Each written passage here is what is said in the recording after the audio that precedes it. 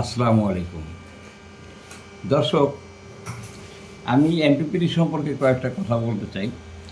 প্রথম যে কথাটা হলো যে 80 ampere MPPT single coil, single inductor দিয়ে এবং সিঙ্গেল আউটপুটে বর্তমান বিশ্বে 80 অ্যাম্পিয়ার করছে এমন কোম্পানির উদাহরণ নাই। শুধুমাত্র একটা পাকিস্তানি একটা হেকেস আছে যেটাতে 80 অ্যাম্পিয়ার ডিক্লেয়ার দেয় ওরা।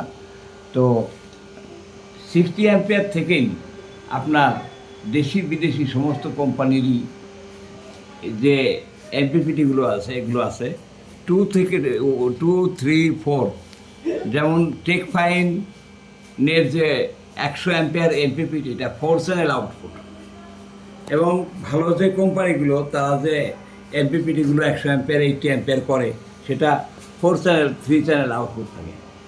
এক্ষেত্রে একটা ব্যাপার হলো 80 অ্যাম্পিয়ার একটা অনেক বড় ব্যাপার, কিন্তু এক্ষেত্রে বুঝতে হবে সেই মানের ইন্ডাক্টার, সেই মানের আপনার আউটপুট ওয়্যার, এগুলো 16 RM তার, এগুলো লাগতে হবে।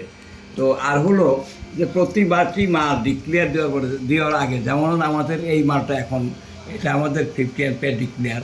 এখন আমি সোলার থেকে প্রায় 40 অ্যাম্পিয়ার পাইছি এবং 40 অ্যাম্পিয়ারের দীর্ঘক্ষণ চলতেছে বাতাস লোড। এই সোলারের আপনার সূর্য এখন লুকোচুরি খেলে, ওই ওঠে এই নামে, যে কারণে হয়তো আপনারা এখন একটু কম দেখতে পারবেন। আমি এই মুহূর্তে এই চেয়ারে বসেই আমার বাসার লোড সহ আমি 39-40 অ্যাম্পিয়ার পাইছি। তো এটা আমাদের সিঙ্গেল কয়েল ইন্ডাক্টর। আর একটা ব্যাপার হলো জেএলসি পিসিবি। জেএলসি পিসিবি না হলেই যে চলবে না কোনো কিছু, এমন কিছু না। জেএলসি পিসিবি শুধু হলেই কি আপনার ভালো উন্নত প্রযুক্তির এমসিইউ, উন্নত সফটওয়্যার লাগবে না, এইটা কি কথা? উন্নত এমপিপিটি, উন্নত সফটওয়্যার, উন্নত এমসিইউ, এগুলোও দরকার।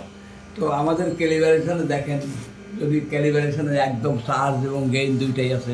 এখানে যে কানেকশানগুলো আপনারা দেখতে পাচ্ছেন আমাদের 4Cতে, এটা হলো লোড, এটা ব্যাটারি নেগেটিভ, এটা battery positive, solar negative, solar positive, solar negative, সব ইন্ডিভিজুয়াল হাইব্রিড মোড।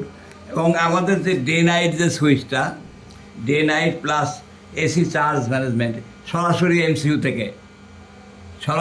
এমসিইউ থেকে প্রোগ্রামের মাধ্যমে এটা করা। তাছাড়া ডিসি লোডও এমসিইউ থেকে করা। আমাদের এমসিইউর 40টা পিনে আমরা আপনাদের প্রয়োজন মতো যে কোনো যা কিছু সংযোজন করতে পেরেছি, সেটা অবশ্যই প্রয়োজনীয় হতে হবে। তো এইটা যে আমারটাতেই এই আছে, আপনি যে এমসিইউ ব্যবহার করেন ওই এমসিইউতে আপনি একটা চ্যানেল বাড়াইতে পারবেন না। সেজন্য আপনি একটা এমপিপি একটা চ্যানেল দিয়ে 80 অ্যাম্পিয়ার ডিক্লেয়ার দেন। 80 অ্যাম্পিয়ার টেস্ট করে দেখছেন? 80 অ্যাম্পিয়ার কাকে বলে, সেটা কত, সেটা দেখছেন আপনি? দেখেন নাই। তো আমাদের এইগুলোও আমরা ভালো পিসিবি করতেছি এবং ডিজাইন ইমপ্রুভমেন্ট এবং টেস্টিং। আমাদের ডিক্লেয়ার যদি থাকে যে এটা 50 অ্যাম্পিয়ার, এটা 50 অ্যাম্পিয়ার টেস্ট ভিডিও থাকবে। টেস্ট ভিডিও দিয়ে আমরা এবং স্ট্যান্ড উইথ স্ট্যান্ড করতে হবে। আপনি 50 অ্যাম্পিয়ার সাডেনলি 1 মিনিটের জন্য দেখাই যে শেষ করে দেবেন তা না, এটা 2-4-5 ঘন্টা চলতে হবে। তারপরে টেম্পারেচার লেভেল আপনার চেক করতে হবে। এই যে এনটিসির সাথে আমরা টেম্পারেচারটা কম্পেয়ার করি। এখন আমার এই যে ডায়োড পার্টে এনটিসিটা দেওয়া 40.7 আছে টেম্পারেচার।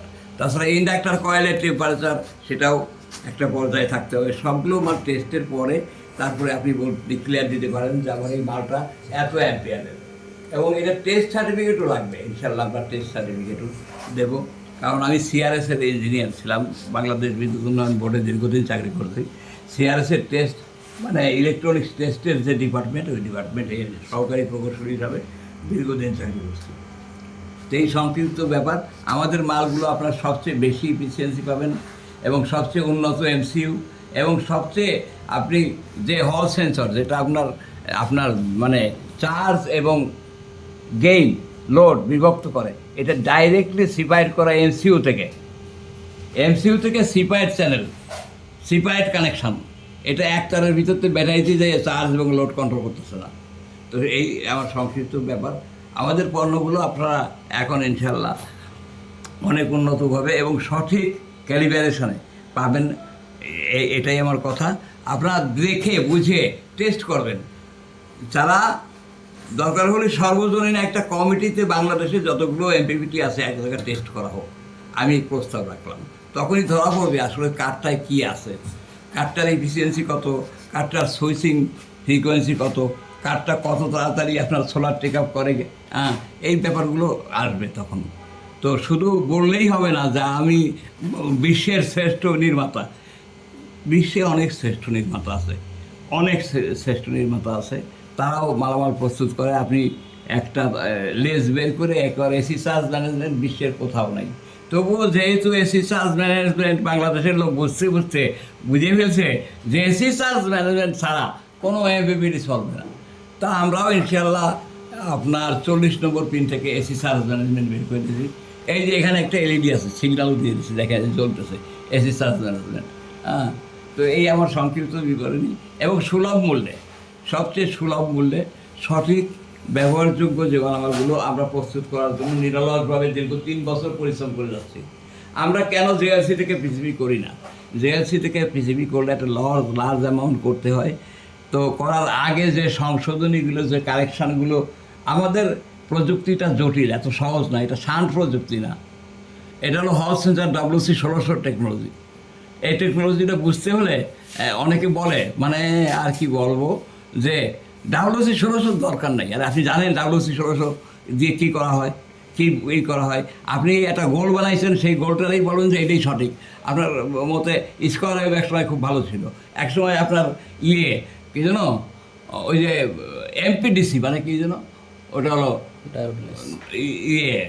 চার্জ কন্ট্রোলার, হ্যাঁ, সেটা ভালো ছিল।